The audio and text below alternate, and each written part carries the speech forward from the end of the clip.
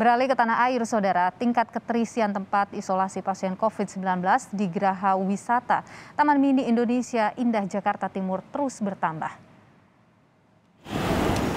Hingga hari Minggu, 44 pasien COVID-19 dirawat dan diisolasi di Geraha Wisata TMII. Pasien COVID-19 yang dirawat adalah pasien tanpa gejala dan bergejala ringan, rujukan dari sejumlah puskesmas di Jakarta Timur. Geraha Wisata TMII kembali berfungsi sebagai tempat isolasi berkapasitas 100 orang setelah kasus COVID-19 kembali melonjak.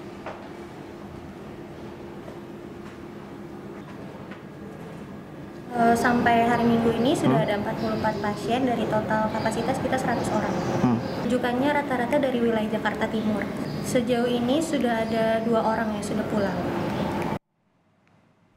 Di Jakarta Selatan, Geraha Wisata Ragunan juga berfungsi sebagai tempat isolasi pasien COVID-19. Hingga hari Minggu, sudah ada 6 pasien yang menjalani isolasi. Geraha Wisata Ragunan menjadi salah satu tempat isolasi terpusat dengan kapasitas maksimal 200 orang. Pasien COVID-19 yang diisolasi di sini adalah pasien tanpa gejala dan bergejala ringan, serta mendapat rujukan dari puskesmas di Jakarta Selatan.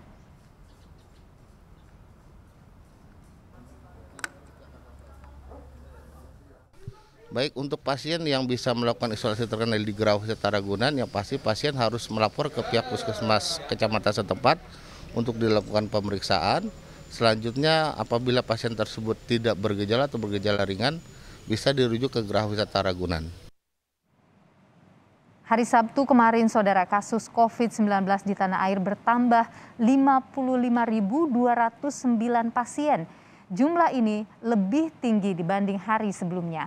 Dari data Satgas COVID-19, Provinsi Jawa Barat menjadi wilayah dengan kasus positif tertinggi, yaitu 14.106 kasus.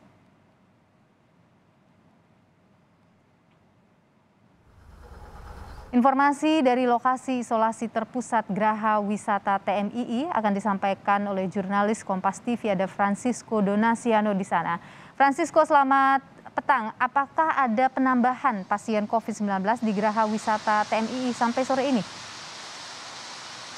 Ada penambahan sebanyak 5 orang yang diisolasi di Geraha Wisata Taman Mini Indonesia Indah yang berada di kawasan Jakarta Timur ini, Niluh dan juga Saudara. Namun sudah ada setidaknya 3 orang juga yang sudah dipulangkan, sehingga total sebanyak 46 orang masih menjalani isolasi di lokasi tempat kami melaporkan pada saat ini yang berlokasi di kawasan Jakarta Timur ini, Niluh dan juga Saudara.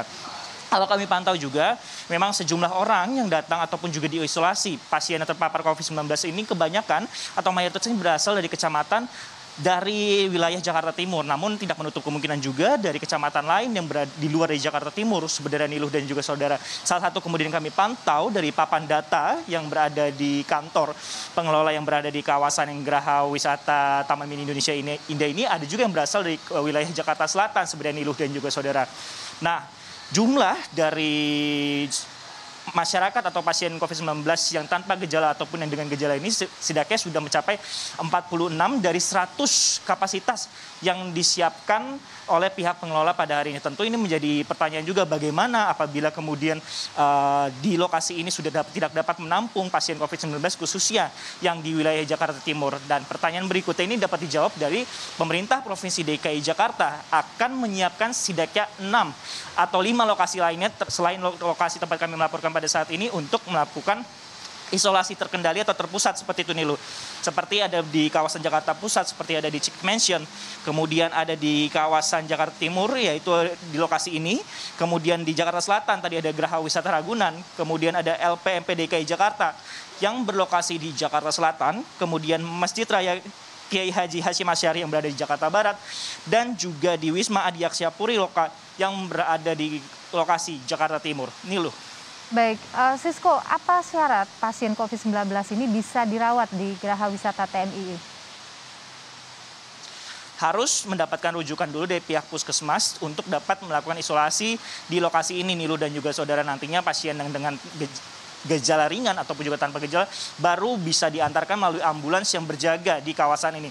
Berbicara masalah mobilitas, bagaimana jemput bola pasien untuk melakukan isolasi di sini, ini diatur oleh pihak pengelola sendiri dengan bekerja sama dengan kecamatan-kecamatan yang berada di lokasi Jakarta Timur seperti itu, di mana tadi kalau kami mantau ada sebuah ambulans kemudian yang disiagakan untuk menjemput bola dari Puskesmas Kecamatan Jatinegara.